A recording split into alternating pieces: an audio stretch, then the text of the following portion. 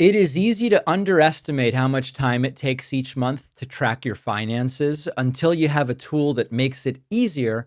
Our sponsor, Rocket Money, is a personal finance app. It'll help you find and cancel unwanted subscriptions, monitor your spending, and also helps lower your bills so you can grow your savings. It'll bring your accounts into one place and send alerts for upcoming bills or large transactions. Let Rocket Money help you reach your financial goals faster. Join at rocketmoney.com/Pakman. The link is in the description.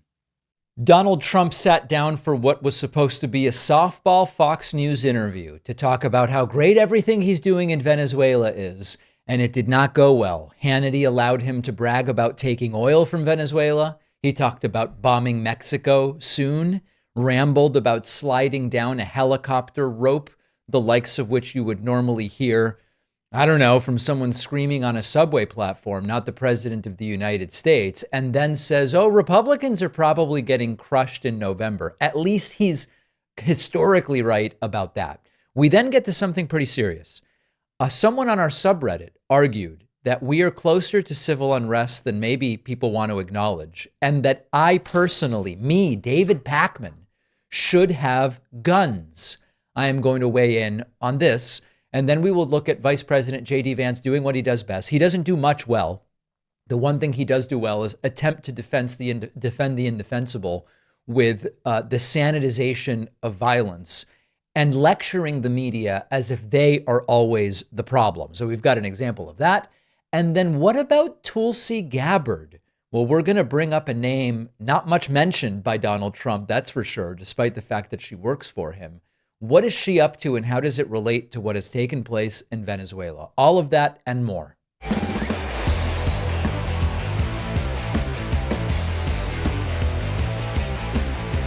Well, it was supposed to be an easy interview with a friend of Donald Trump's to make everything that Trump is doing seem really great and cool and awesome and legal and constitutional.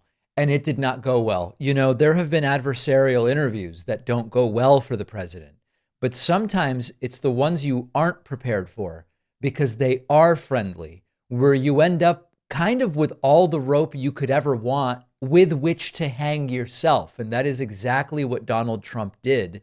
Trump starting off by straight up bragging about the attack and invasion of Venezuela, during which the president, Nicolas Maduro, was kidnapped. And Trump says straight up, we have taken over a whole country and we are taking billions of oil and are going to take even more. He's kind of giving up the game. And for everybody who's been wondering, is this regime change or is this about oil? Well, I have a thought about that. Let's listen first to what Donald Trump had to say. And Obama should have done it. They all should have done it. Clinton should have done it. Obama went the other way. I mean, Obama decided to go with Iran. I mean, I don't know how Jewish people can vote for Biden and Obama. They were absolutely on the side of Iran. They were against Jewish people. Mamdani. Well, we're going to find out. Your favorite mayor. Well, I have a very nice relationship, but I thought it would take at least maybe a month or 2 months before he went after me. He hit me on the attack on Venezuela, which is pretty unusual because not too many people have hit us. That was a perfect attack. There's never been a better attack. Think of what we've done. I mean, we've taken over a whole country. We're going to make the country strong and good, and we're going to ultimately be able to vote and put somebody in that they like.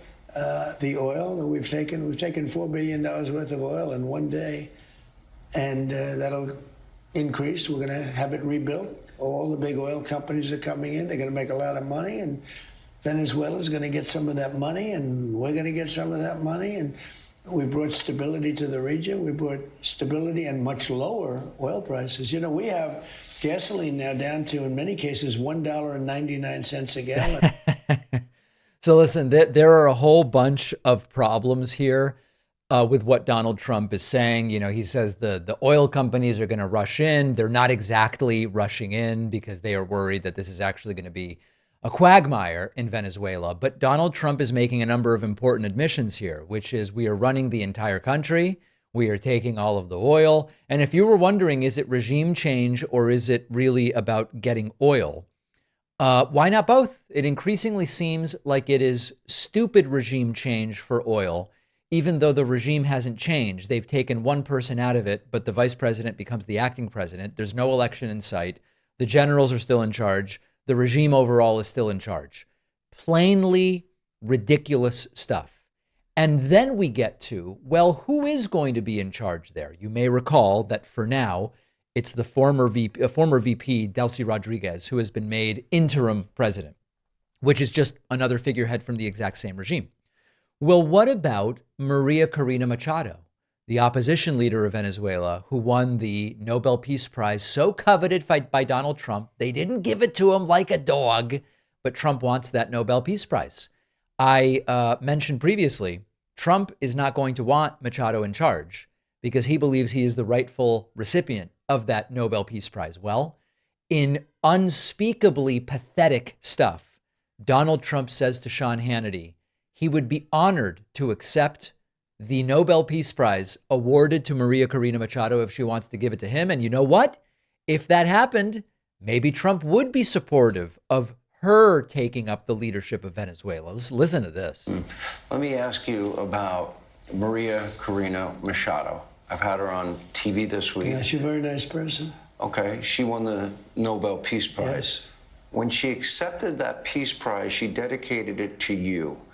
She said to me this week, both on TV and radio, that she wants to give the Nobel Prize, her Nobel Peace Prize, to you for liberating her country. In 2023, she won over 92% of the vote to be the leader of the opposition. Maduro kept her off the ballot. Do you have any plans to meet with her? And would you accept the Nobel Prize she wants to hand to you? Well, I understand she's coming in next week sometime. And I look forward to saying hello to her. And I've heard that she wants to do that. That would be a great honor. I did put out 8 wars, 8 and a quarter. He put them out like peeing on a fire. Because, you know, Thailand and Cambodia started going at it again. So I'll put the list I up give if a you quarter, want. so it's, Yeah. you put the list out, it's a hell of a list. But I've stopped 8 wars. And I think, it's been a major embarrassment to Norway. Listen, this is not satire. Trump would be honored to have Maria Corina Machado give him the Peace Prize that she was awarded. Now, there's a couple things just to inject a little bit of reality here. First of all, Alfred Nobel stated that once the prize has been awarded, it can't be changed. That is it. And so the idea that she would give it or share it with Trump is hilarious. I hate to tell Trump this, but if someone says, I give my prize to someone else, that doesn't change anything as far as the Nobel Committee is concerned. It's sort of like, imagine, Anthony Hopkins, the great actor, won Best Actor for his role in The Father. Imagine that he were to say, I share this Oscar with Donald Trump. I give this Oscar to Donald Trump for whatever reason. You think the Oscar committee or whatever, the Academy, whatever they call themselves, is going to say, well, we've got to amend our records to show that it was Hopkins and Trump who co-won Best Actor in whatever year that was? Of course not. Of course not. Quite frankly, this is increasingly like what was happening with Donald Trump's father as he was increasingly addled with dementia at the end of his life, where they set up an office with a phone that Trump's dad believed could make real phone calls, but it just went to a receptionist in the next room. And they would put paperwork in front of him for him to sign. He thought that there was a real job going on and he wasn't really doing anything. It's sort of like placating Trump in the same way. Yes, here, take my Nobel Peace Prize. And of course, it shows up nowhere in the records. Maybe most delusionally, like this is the sort of stuff you'd hear, sadly, in a memory unit of an assisted living facility. Donald Trump's been wondering whether he could slide down a rope like SEAL Team 6 did. Very interesting. But the safe house wasn't safe because they had blowtorches that go through steel like it's butter. They didn't have to use them. But we have, these are great people. These are really brave people. Even coming down those ropes, they're coming down ropes off the helicopter and they run them. I was thinking to myself, I wonder if I could do that. I'm going to have to give it a try sometime. But they do it like it's a stairway, like it's a... I say Trump should try it. I would love to see Trump slide down a rope and let's just see what happened. Now, these were the parts of the interview where Trump was saying things that were crazy, but at least we understood the subject matter. Trump did eventually get into the part of the interview where he is incoherently rambling and we don't know what it is that he is trying to say. Ayatollah Ali Khamenei has a plan B to go to Russia. Or someplace, yeah. He's looking to go someplace. Do you believe that Iran, do you think the country is on the verge of collapsing? Well, it could be. I mean, what they've done is they start, in the past, it could be in the sense that I might invade and try to collapse it. They've started shooting the hell out of people, and all of a sudden people without any weapons whatsoever are standing there and you have machine guns gunning them down, or they take them to prisons and then hang them and kill them. So they played rough, and I said, if they do that, we're going to hit them very hard. Well, we're going to hit them hard. We're ready to do it. If they do that, we're going to hit them hard. And so far, for the most part, there's been some of it, but for the most part, they haven't. There have been people killed. Some of them, the crowds are so big that some of them have had really, like, were stomped on. Literally, it was terrible. Now, by the way, just as a brief interjection, I know when Donald Trump's appearance is as it is in this interview, many of you write in and you say, David, why are Trump's eyes, especially his right eye, almost completely swollen shut? Why is he seemingly unable to open his right eye? I don't have an answer for you. I want to acknowledge it. I want to give space for that because I know it will be in the comments. I'm aware of it. I just have no clue why. Crowds are just, they're massive. The enthusiasm to overturn that regime is incredible. But there's been people killed, but it's more from death by, it's literally stomping. It's people running in a certain direction. So we'll see what happens. We'll see what happens over there. They know, though, that it's a stampede, is, I guess, the best word. They have like a stampede. So anyway, Trump sort of saying things could go south in Iran.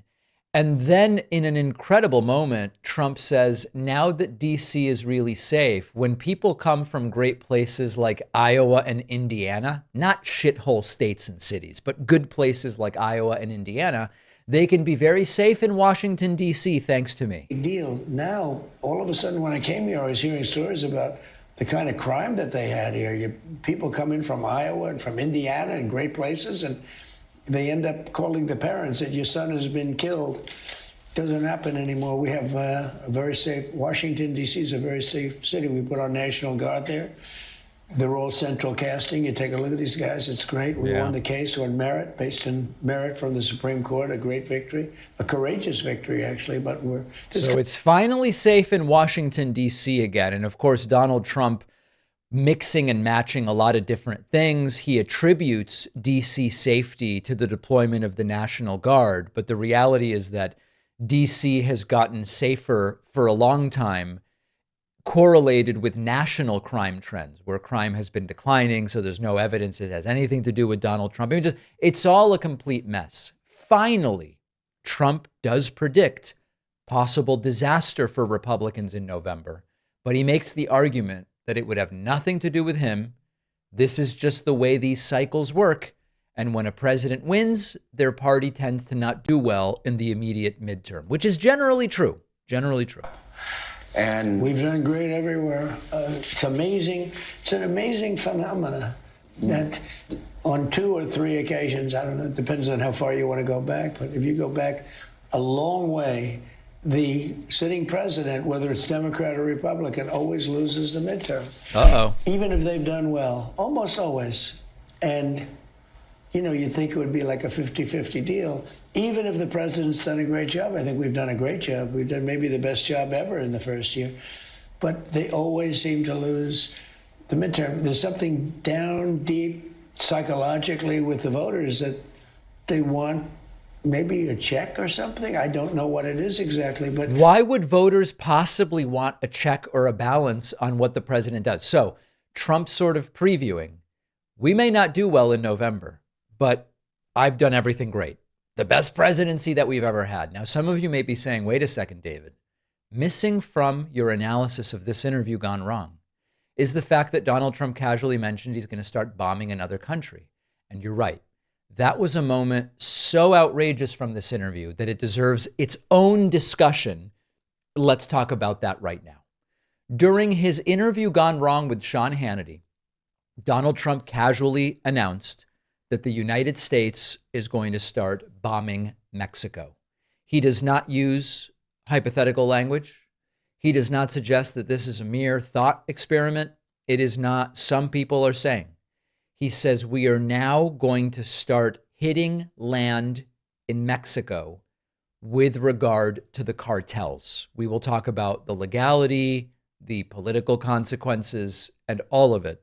But here is Donald Trump very casually. Are we going into Colombia? Maybe. Are we going into Cuba? Sure. Are we going to try to take Greenland by force? Yeah, maybe. But we're going to start going into Mexico and hitting land. And we are going to start now hitting land with regard to the cartels. The cartels are running Mexico. It's very, very sad to watch and see what's happened to that country. But the cartels are running, and they're killing 250, 300,000 people in our country every single year. The drugs, it's horrible. It's devastated families. You lose a child or a parent. Parents are dying too with drugs. We've talked about the difficulty of when you say, where is the headquarters of Antifa? Because it is really not an organization. It's this free form, kind of loose thing. We've talked about the difficulties of fighting Hamas in Gaza, because you're talking about a population that is intermixed with civilians just in random buildings and the difficulty of it. How are you going to bomb cartels? How do you know who are the members of cartels for the purposes of bombing? But that's only like a mere technical detail. There's sort of like a few overarching elements to this. First of all, the legality. In the normal world order, you don't just get to bomb a sovereign country because you feel like it. Mexico is not an enemy state. There's no declaration of war. There's no authorization for the use of military force. There's no congressional approval. And just saying cartels, that doesn't magically make the entire thing legal. If the standard is criminal organizations operate there, that describes half the planet. That doesn't mean that the United States would be justified in starting to bomb. Now, secondly, there's the kind of like alliance issue with Mexico. Mexico is not a random country Trump can bully for applause, although that also I would be against, but it's a different scenario. Mexico is one of our closest trading partners.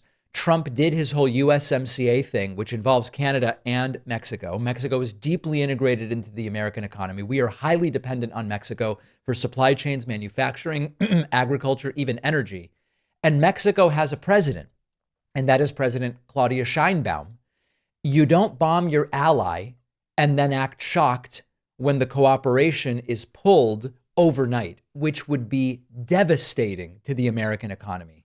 Now, this is maybe the most dangerous part because Trump doesn't seem to understand it. Cartels are not governments. They are not an army with a uniform. They are not static targets. If the U.S. starts bombing inside of Mexico, the cartels are not going to complain by filing a grievance with the United Nations. The cartels are going to respond by kidnapping Americans, by killing Americans, by targeting American tourists and business people and aid workers and journalists, and they are going to do it immediately. That is how criminal organizations operate. Trump talks about this like a video game. We're going to start dropping bombs and win, problem solved.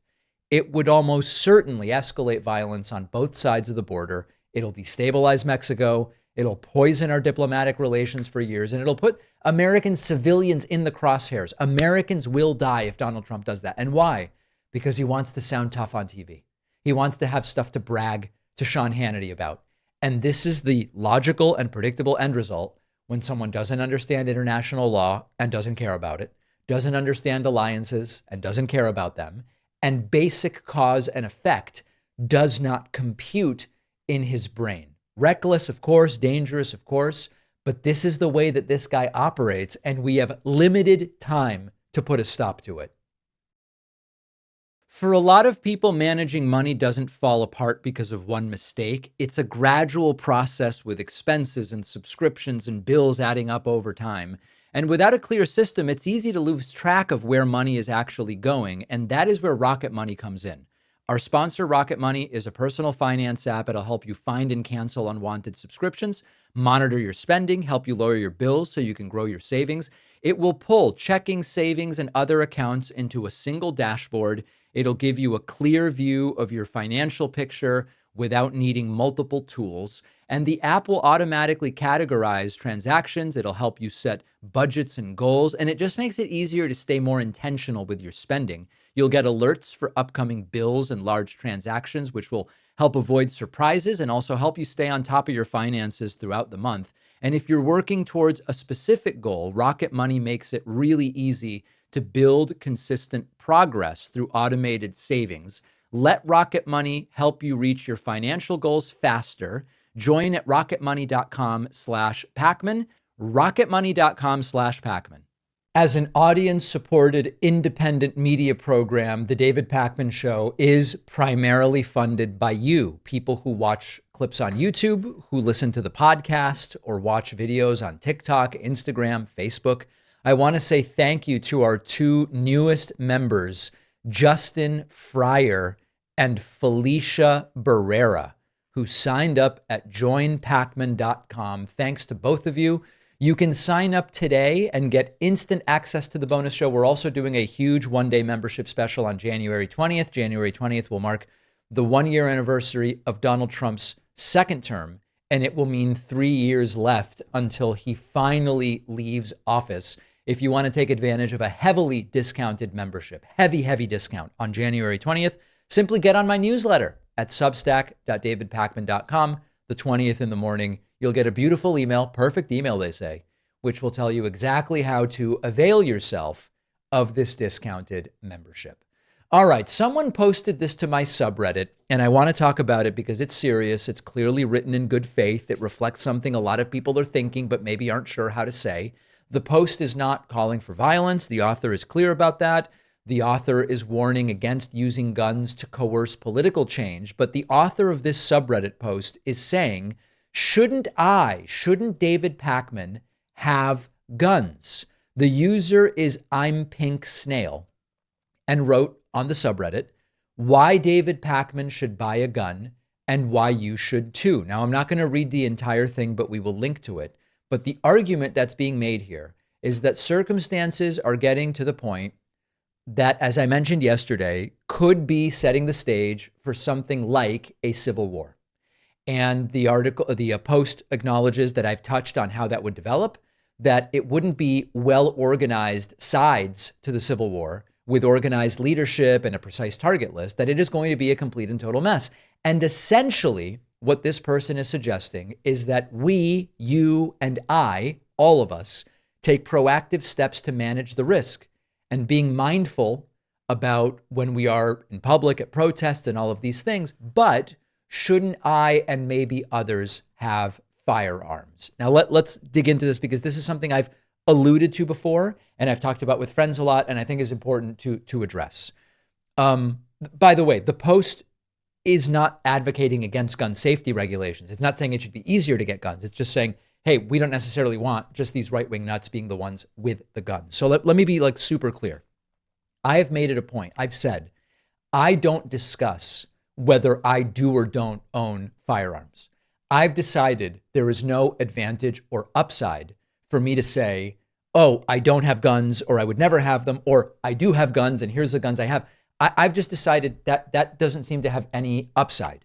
Broadcasting that may give people, first of all, it's information people don't really need, and it may impact people's perception of my views on gun safety regulations or whatever the case may be. Now, what I will say is any gun safety regulation I support should apply to me. I should not be exempted from any gun safety regulations. And so when I say I support licensing, training, safe storage requirements, red flag laws, I would love to see mandatory insurance, all of this stuff, I should be subject to it as well. No exceptions. Otherwise, these positions don't hold water. Now, secondly, there are places where you don't just go and get guns. There are parts of this country where you have to demonstrate a credible concern for your safety. And as uncomfortable a reality as that is, I'm a public commentator that gets a lot of threats. I would almost certainly meet that standard, and that doesn't make me special. It just reflects the environment that we are in with regard to safety and firearms. Now, let me get to maybe what is the most important part here, and this is the part that a lot of times people tend to avoid talking about. I would rather live in a country with far fewer guns. I would rather it be way more difficult to get firearms. That is my preference. We don't live in that country right now. And one of the things that I and my liberal friends have talked about a lot is that it's bad enough to be in a country with so many guns and with it being so easy to get guns. But being in a situation where the people who are armed are primarily the right-wing extremists and militias and the political fantasists and the separatists and the Civil War people and the whatever, that is not a good thing either. Only the nuts will have the guns isn't a safety plan, it's a vulnerability. That doesn't mean everybody should be armed. Far from it. It doesn't mean escalation is good. By the way, it doesn't mean that had there been more guns at any of these incidents involving ICE, at No Kings protests, at whatever, it almost certainly would be worse. If I have argued many times, rarely is there a scenario where just introducing a bunch more guns is a good thing. So I am an advocate for fewer guns in this country. We aren't going in that direction. And so I understand the argument that many of my liberal friends make about asymmetric armament not being a great thing. Ignoring reality won't make it disappear. So am I suggesting anybody in my audience go and get a gun? Far from it. Far from it. And it is a completely logical, sane, and fact-based belief to say, hey, you know what? I worry that owning a gun or introducing a gun into any scenario raises the risk that that gun is involved in an accidental shooting or gets me in trouble, or all of that stuff makes sense. The point I'm making here is the situation we have with guns in this country is an absolute and total disaster. And it is up to other individuals to evaluate what do they need their relationship to firearms to be. And to be perfectly honest, I feel far safer when I travel to, as many of you know, I've spent a lot of time in London, spent a lot of time in Paris and other places. I find it much more reassuring to know almost no civilians in this country have guns. Then it's really easy to get them, and I can arm myself in some kind of potentially fantasyland self-defense against all of the other nuts with the guns. That's not very reassuring. I'm far more reassured when I'm in a country where I know almost nobody here has a weapon. I want to hear from you. What are your thoughts about this? J.D. Vance spoke to the press briefing room about what took place in Minneapolis and the killing. Some are using the term the murder. Some are using the term assassination. Those are not legally accurate terms right now, but socially and colloquially, those are terms that are being applied. Of 37-year-old Renee Good, as she was shot through her window and windshield of her car as she was attempting to drive away. J.D. Vance, of course, just a completely disgusting person, lacking all gravitas and charisma, and says, listen, this was a legitimate law enforcement operation.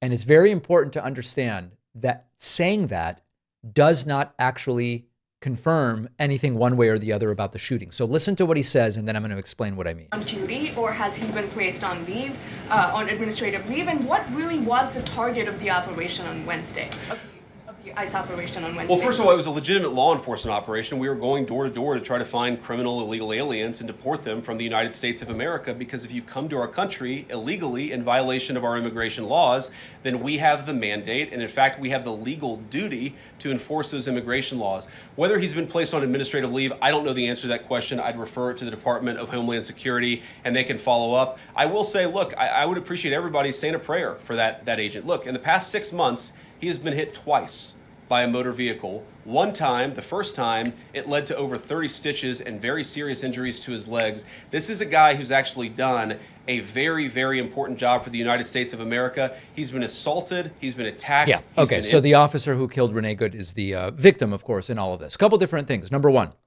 J.D. Vance says this was a legitimate law enforcement operation. Unfortunately, that says nothing about the underlying legality of the shooting. I'll give you an example. A traffic stop executed by a police officer can be completely legitimate. They observed an individual allegedly committing a traffic violation. They lit him up, pulled him over, and asked for ID. It's a legitimate traffic stop.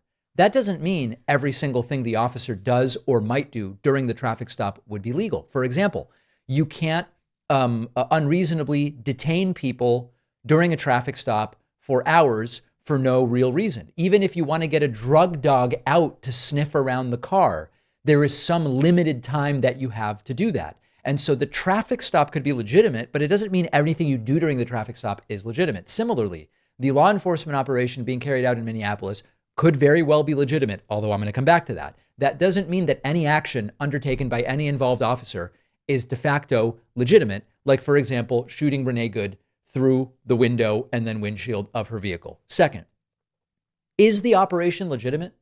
And what I mean by that is, JD says they were going door to door looking for illegal aliens. Is that actually a legitimate law enforcement operation? Masked men are going door to door and looking to seize people with no warrant or proof of criminality. Is it a legitimate law enforcement operation? We're not going to adjudicate that here, but I raise it only as a question. I do not have higher hopes for JD Vance. He is one of the most deplorable and disgusting people that I have ever seen involved with government. But even the basics of what he is saying here really leave a lot to be desired. Now, JD Vance also never misses an opportunity to attack the media. And that is exactly what he did during this appearance in the White House press briefing room. Being part of that network justify being shot? Well, being part of the network doesn't justify being shot, but ramming an ICE officer with your car, that's what justifies being shot. It's not a good thing, by the way, but when you... Now, remember that the ICE officer was not rammed with the car. We have the video. They are rewriting history. Somebody to engage in self-defense, it's almost a preposterous question. How could it be self-defense if the guy wasn't hit by the car and refused medical treatment, saying that he was fine? I'm not saying that funding some of this stuff justifies capital punishment. Nobody would suggest that. The reason this woman is dead is because she tried to ram somebody with her car and that guy acted in self-defense. Understand that the video does not suggest that she was trying to ram anybody. That is why she lost her life, and that is the tragedy. Now, there may be other violations of the law and other penalties that are associated with those violations of the law. For example, if you are funding violence against our law enforcement officers, I'm not a prosecutor. My guess is that's all right. Anyway, that has nothing to do with this incident. Now he's talking about other hypotheticals. Finally, from JD, he makes a statement that is so, dare I say, Kafkaesque, that it really strains credulity. In the red tie, yeah. Vice President Vance, I wanted to ask, what's your message to far leftist agitators who feel emboldened to obstruct ICE activity in Minnesota and around the country? Well, I think they shouldn't feel emboldened because now they have an assistant attorney general who is going to prosecute and investigate their fraud and their violence more aggressively than it has ever been investigated in the United States of America. We are doing so much to try to find the financing networks and the domestic terrorism networks that legitimate this violence, that fund this violence, and that, of course, engage in the violence. These people should not feel emboldened because they have, for the first time, maybe in American history, an administration that is not going to tolerate political violence of any kind from anywhere. For the first time in American history, JD says, we have an administration that won't tolerate political violence of any kind from anybody. They pardoned 1,500 January 6th rioters. You are quite literally saying we tolerate political violence, and we tolerate a lot of it.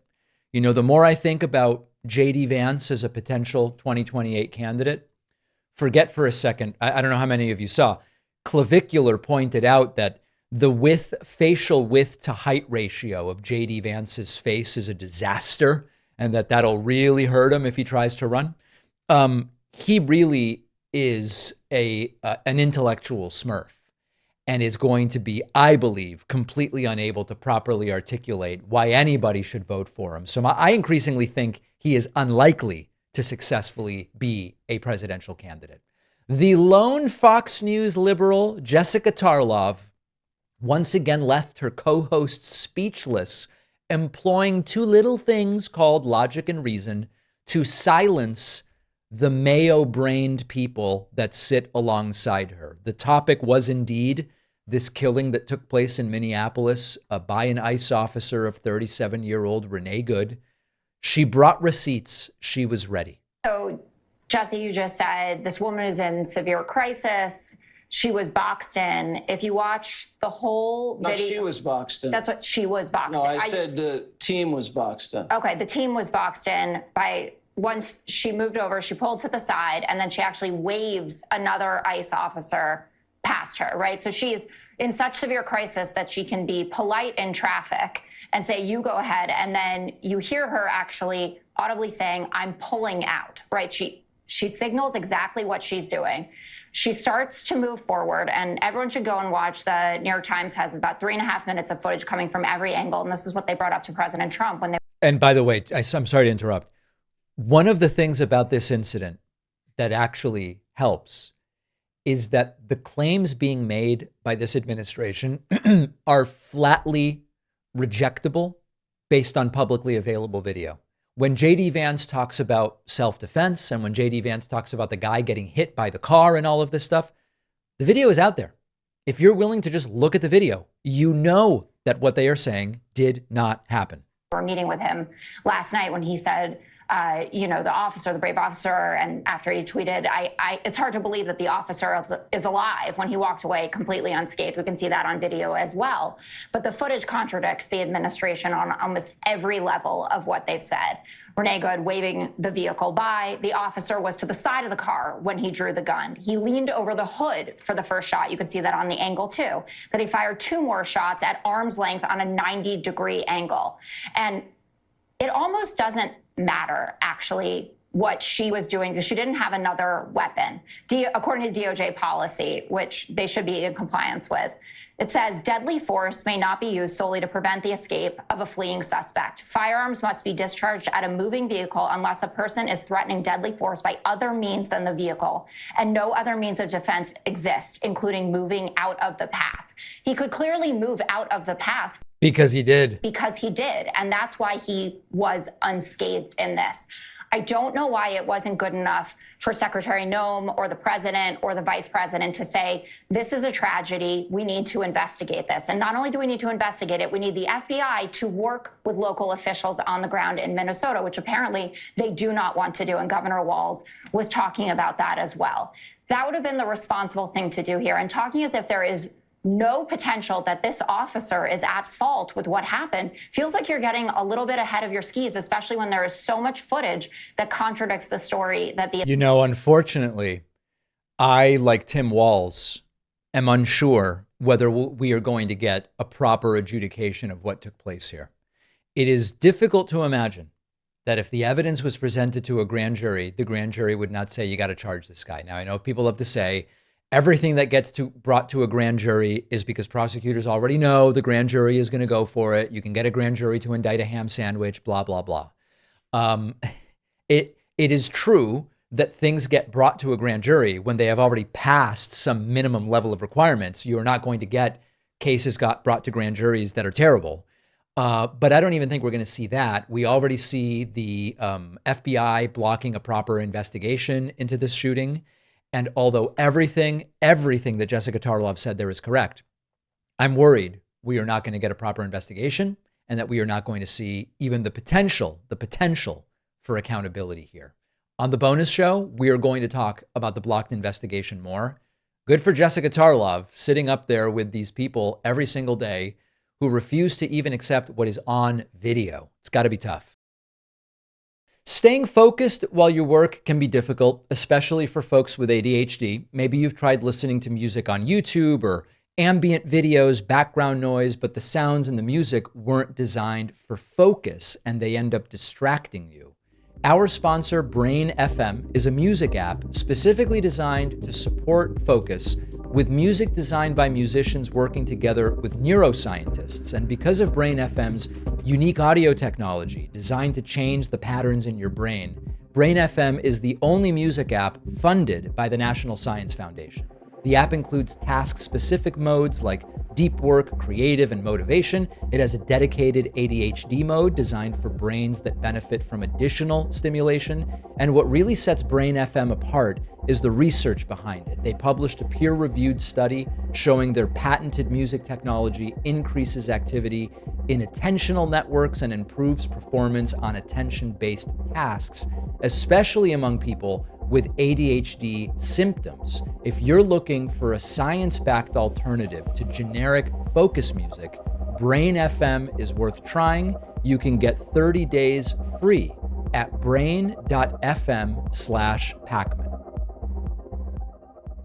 Tulsi Gabbard is hilariously and tragically the director of national intelligence in the United States, and she is in absolute shambles. And this one is particularly embarrassing because it is completely self-inflicted. Now, a couple of months ago, Tulsi Gabbard was out there confidently assuring everybody Donald Trump, who she works for, would never pursue regime change or interfere in foreign governments. It's not just that it's unlikely, he would never do it, ever, ever, ever. She said it flatly. She said it with certainty. She said it like someone who had special insight into Trump's worldview. He would never do this.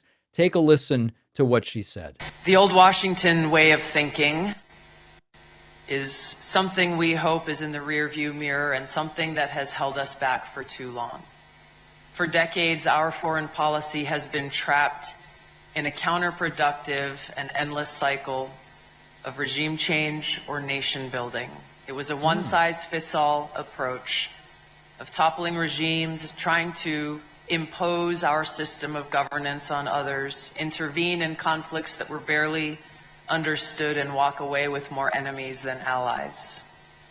The results: trillions spent, countless lives lost, and in many cases, a creation of greater security threats. The rise of Islamist terrorist groups like ISIS. President Trump was elected by the American people to put an end to this. And from day one, he has showed a very different way to conduct foreign policy. Oh boy. You know, Tulsi, when she ran, said she is the only real anti-war, anti-regime change candidate. And of course, a lot of people fell for that. And then when she came around from the Democratic Party to supporting Trump and sucking up to Trump and ultimately getting a job offer from Trump, she insisted Trump is the anti-regime change guy. And it turns out, and we know that Tulsi just waves in the wind. Whichever way the wind blows, Tulsi goes with.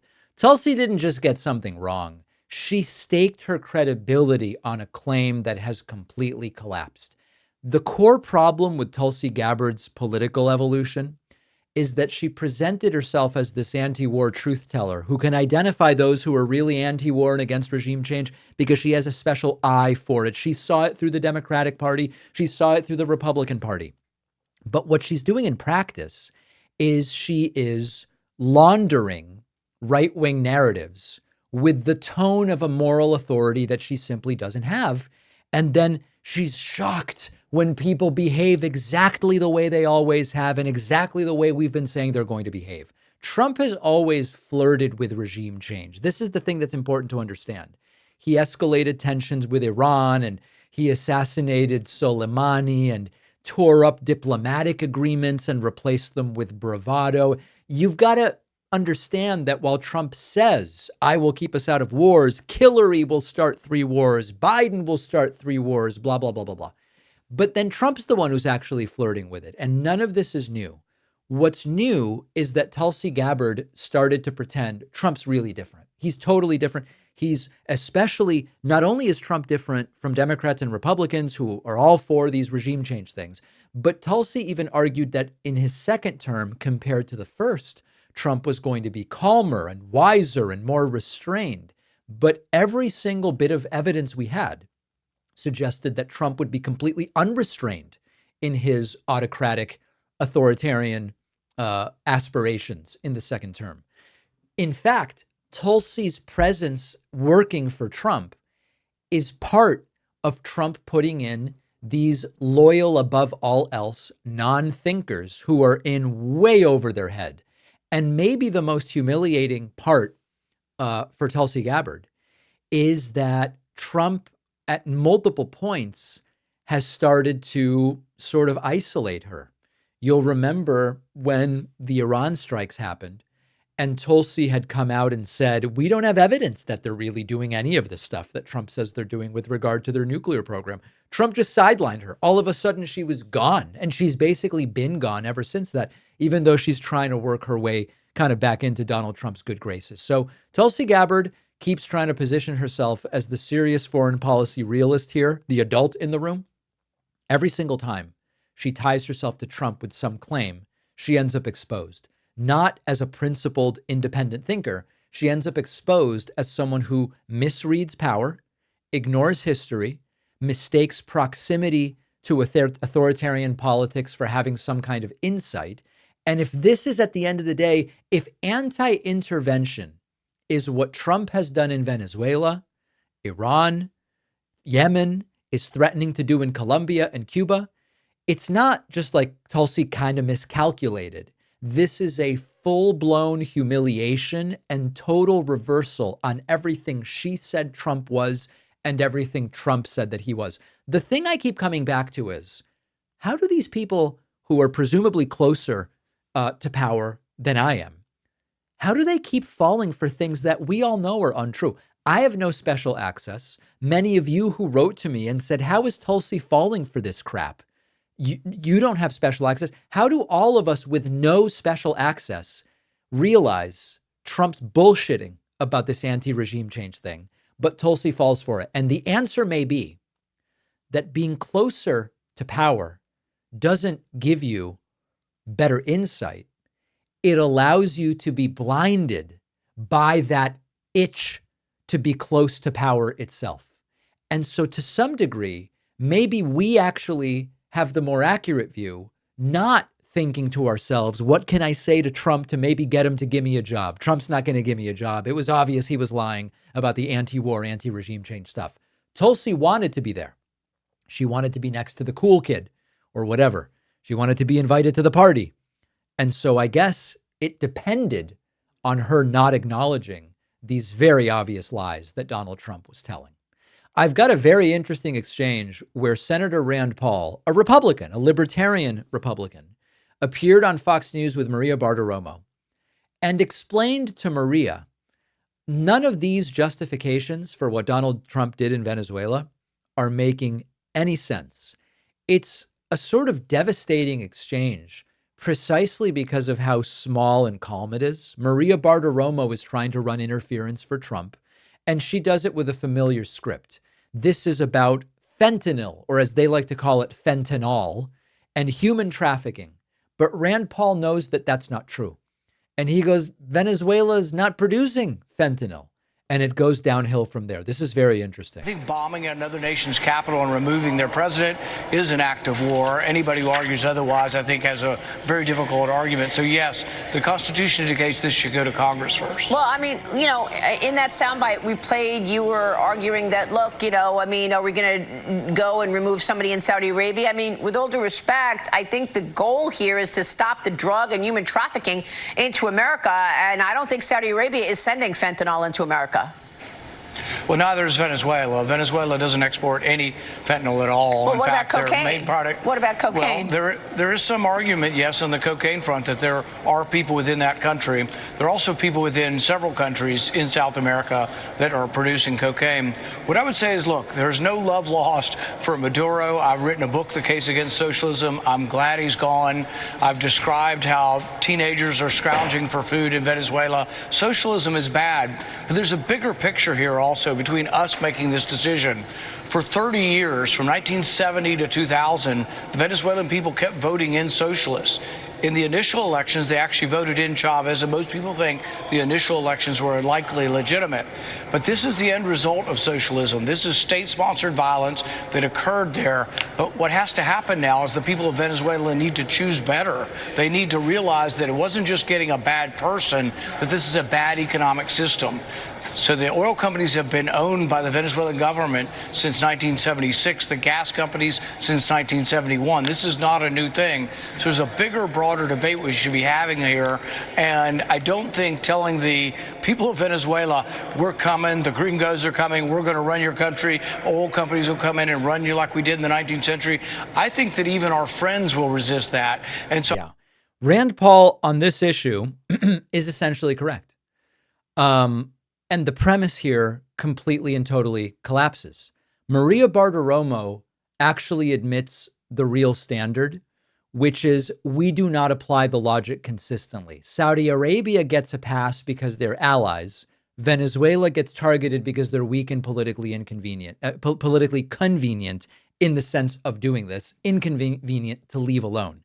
Now, I don't want to totally redirect the segment, but I want to take a brief pit stop just to remind, and I talked about this on Tuesday, nowhere in this, when we talk about we're getting this drug, it's cocaine from Colombia, and then there's meth, and then there's fentanyl, and then there's fentanyl, and they're bringing, nowhere in this is, wait a second, isn't the drug going to find its way here no matter what if there is demand for it? If there is a market, free markets and capitalism don't work for some things and do work for other things. And one of the areas where free markets and capitalism do work is that they tell us that when there is massive demand for something, the market will figure out a way to supply it. It might be more expensive, but it's going to figure out a way to supply it.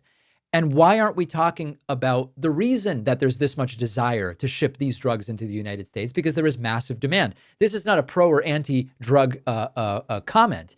It's just the reality. They don't want to talk about that. Okay, back to Rand Paul. When he points out that the justification here, if we're saying, oh, but these drugs aren't coming from X, well, there's no fentanyl coming from Venezuela, and yet that was cited as one of the reasons that Trump did what he did. Fox has nowhere to go. Maria has nowhere to go. There's no follow-up, no correction, no counter argument. She just has to pivot to something else. And what makes it especially brutal for Trump is that it's not coming from the left. It's coming from a Republican that Trump says is a rhino, a Republican in name only. But it is a Republican senator explaining that this justification for what was done is fake, and he's doing it on right-wing media. Funny bonus Rand Paul clip. He was speaking to a reporter about Lindsey Graham saying, let's go get Cuba. And Rand Paul says Lindsey Graham should not be going to the White House for meetings with Trump. Right. I'm wondering how worried you are about Lindsey Graham talking to the president here about Cuba.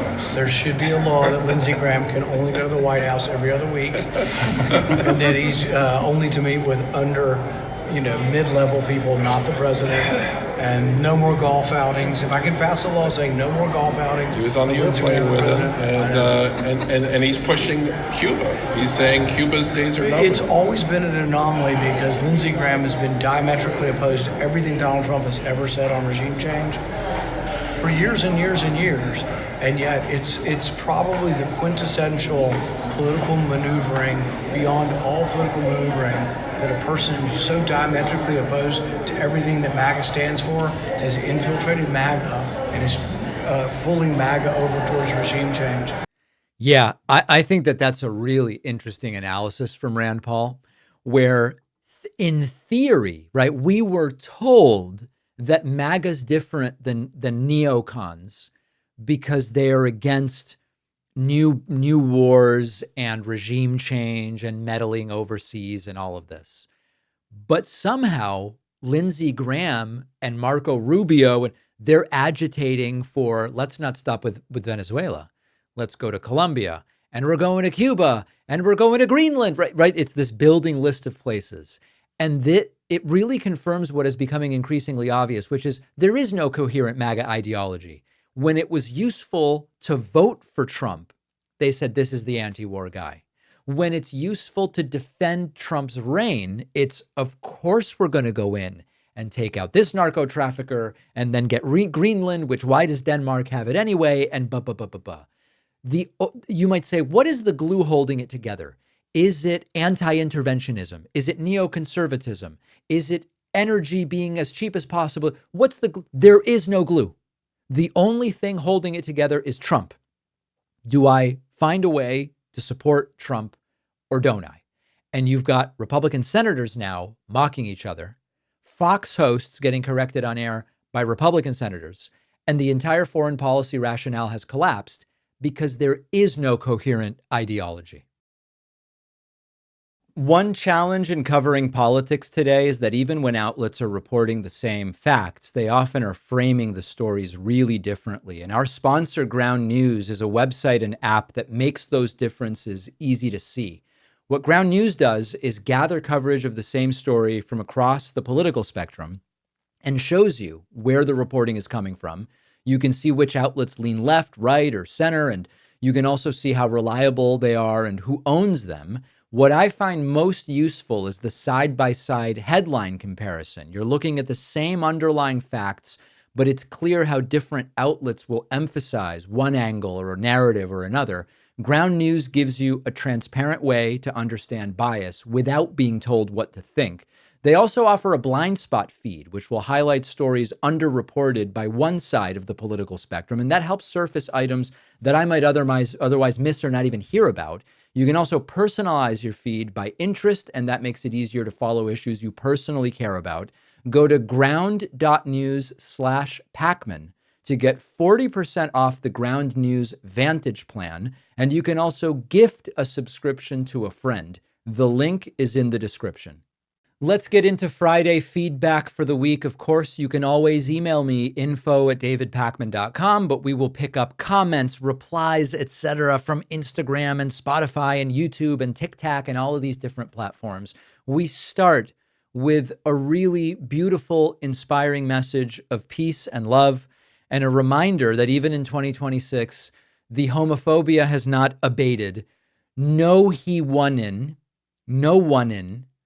says David Pakman is a girly man. Just a reminder, we think about issues and we say, I think we might be able to get some more of these political opponents on our side on healthcare if we just explain to them the nuances of the healthcare delivery system and how health insurance works. And then you realize this is the argument that some of them are making. David Pakman is a girly man. And it's an unfortunate reminder. Listen, if one of these people is in your family and you want to sit down with them at the Thanksgiving table and argue, have at it. Be my guest. But I don't believe that we are going to start winning, regaining power, and being able to actually do things to improve the lives of people by one-on-one arguing with people who say crap like this. I'm sorry, as an exercise in curiosity, go and argue with them and see if you can change their minds. But I believe that we need to win by making people like this guy irrelevant, not by arguing, well, what do you mean David Pakman's a girly man? And what's your position on this, on that? I think it's a lost cause in practical terms. Have fun at Thanksgiving, but I don't think it's going to be how we win elections. All right, Todd Hitch wrote in on Facebook and said, David, if the Senate changes hands in 2026, why would Trump not get convicted on impeachment? What is the Senate percentage to allow a conviction to pass? This is a good question. We have talked, 7 days after Trump was sworn in a second time, I came to you with my hat in my hands and I said, Trump has already earned himself impeachment just on the basis of the first 7 days of this second term. But, and when I would revisit the topic, I would say the House of Representatives, I believe, has a duty to impeach if the president has done something impeachable, even if you are not going to get a conviction in the Senate. Now, the reason why, even if Democrats take the Senate, there is not going to be an ability to get a conviction on impeachment of Donald Trump, it's because it requires a 2/3 vote in the Senate. And in the best case scenario, where Democrats do take the Senate, which is not looking super likely, it's possible, but not likely. If Democrats do take the Senate, they are not going to get 66 senators. They'll be lucky to be in the low 50s. It's going to be a very small margin. And I don't see any way in which 12 or 13 or 14 or 15 Republican senators in 2027 are going to be willing to join Democrats to vote to convict Donald Trump on impeachment. I just don't see it. And if you see the math differently, then you let me know. Eve wrote in about Trump and Epstein and said, Trump never says he was on the plane. That was common knowledge. He said he never went to the island. Now, this is written in such a grammatically abortive way that I'm going to have to clarify what Eve means before I can debunk it. I came to you last week and I explained, we now can't trust Trump on anything he says about Epstein. Why? Because he's been caught lying. I played a video of Trump saying, I was never on the plane. And then now we have records that Trump was on Epstein's plane at least 8 times, meaning Trump lied about it. And my argument was, we now need to independently verify anything Trump says about Epstein. What Eve meant to say, and again, I know it's like inappropriate to say, what is the first language of these MAGAs who write in? And they're mostly American. And when I point this out, people write in, they go, David, you're being so rude and elitist about people who can't write. They never learn to write. Folks, I'm trying to understand, why do they always write in with these grammatical atrocities? Eve means to say, Trump never denied being on the plane. Trump always acknowledged being on Epstein's plane, but he said he never went to the island. Eve is wrong. I played the video of Trump saying, I was never on Epstein's plane. That has been debunked as a lie. Okay. All right. Next message is from the subreddit, where Unique Lecture wrote in and said we should require all eligible voters to vote. This is an interesting one because there are arguments against compulsory voting, which I will get to in a moment.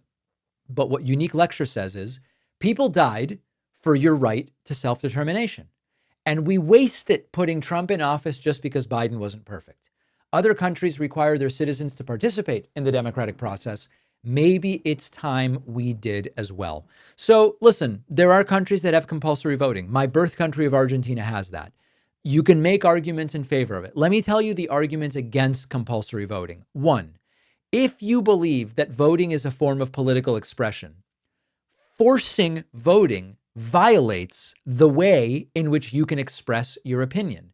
One of the ways you can express your opinion is by not voting. Now, the counter is you can show up and vote a blank ballot.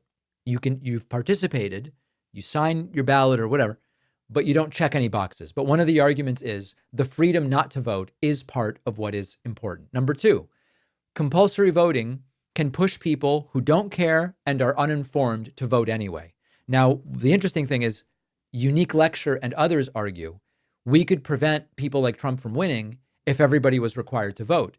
You're assuming if everyone was required to vote, they wouldn't vote for Trump, but they might. Number three, a movement that says we will abstain from voting together as a political statement can no longer do it if they are forced to vote. And to a lot of people, abstention is an important political statement. Number four, to enforce compulsory voting costs money and requires overhead and bureaucracy. Do we want more overhead and bureaucracy? I don't know. And then, of course, the people who, depending on how it's organized, are more likely not to vote in a compulsory system are those who can't get to polling places, they can't afford to take time off from work, et cetera. So you've got to be careful about, is the enforcement going to disproportionately punish poorer people? And also, there are sort of like better alternatives that we haven't done that we should try before we make voting mandatory, in my opinion. We don't have automatic voter registration. We don't have an election holiday, like election day is not a holiday. We need to do even more easier mail-in and early voting and do better civic education. There are so many things I think we could do before just saying you are legally required to vote. That's my view. That's my view.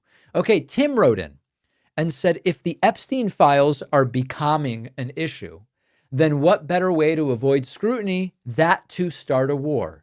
How many times has the toddler-in-chief resorted to this playbook? This is sort of this is a distraction from that thing that often happens with Trump.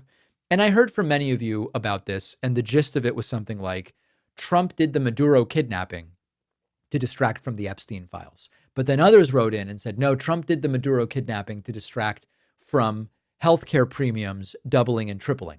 And then others said, no, Trump did the Maduro thing to distract from the tariffs that are crushing the jobs market. I don't know how much of any of that we can really read into. I think there's no doubt that Trump understands the idea of just flooding the zone. That I think he gets. But the specific calculated nature of, okay, healthcare premiums are going to go nuts on January 1st. Let's take that first weekend of the year and go and kidnap Maduro. I don't think Trump's thinking like that, but there may be people around him who are. Michael wrote in and said, Trump will try to undermine the 2026 elections and maybe even stop them from taking place altogether. He might do this by creating a national emergency, issuing some kind of executive order, or even bringing in the military. what plans are in place or at least being developed to stop him from doing this. I'm going to be really honest with you guys, okay? I know this angers some people in my audience. I believe we're going to have a 2026 election. I think we're going to have it. It's 10 months away, and I think we're going to have it. I don't disagree that Trump is going to pull some of the typical tricks that Republicans pull to suppress turnout. But I believe that we are going to have the 2026 election. And if you disagree with me, we just have a disagreement. It's not a huge deal. Ronald wrote in and says, brain injuries. My comment is that Pakman has brain injuries. What you want is that comatose Joe Biden to be in office. And of course, this is completely and totally whacked out. This person has no idea what they're talking about. They clearly know nothing about me. And maybe this is the first time they've ever come across my show. So good luck to you, sir. James wrote in. I love this.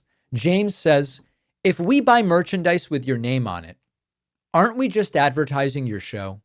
If that's the case, shouldn't you be paying us then? You know, when you go and you buy Nike sneakers and they have a Nike logo on it, shouldn't Nike pay you because you're advertising Nike with the sneakers? When you go and you buy a Toyota and it says on it Toyota and it has the Toyota logo on it, aren't you advertising for Toyota? Shouldn't they be paying you to drive their car? This is not a very serious criticism, but you're welcome to it. What I will tell you is that the merch really is flying off the shelves. I've got the, what is this thing called? This is the dad hat. I don't remember. Anyway, I've got the David Pakman Show hat here in the studio. The hats, the shirts, people are loving all of it. Unfortunately, we are selling the stuff. We're not giving it away. But if James doesn't want it, well, you don't have to. All right. We will see everybody on the bonus show and then back here on Monday. It is easy to underestimate how much time it takes each month to track your finances until you have a tool that makes it easier. Our sponsor, Rocket Money, is a personal finance app. It'll help you find and cancel unwanted subscriptions, monitor your spending, and also helps lower your bills so you can grow your savings. It'll bring your accounts into one place and send alerts for upcoming bills or large transactions. Let Rocket Money help you reach your financial goals faster. Join at rocketmoney.com/Pakman. The link is in the description.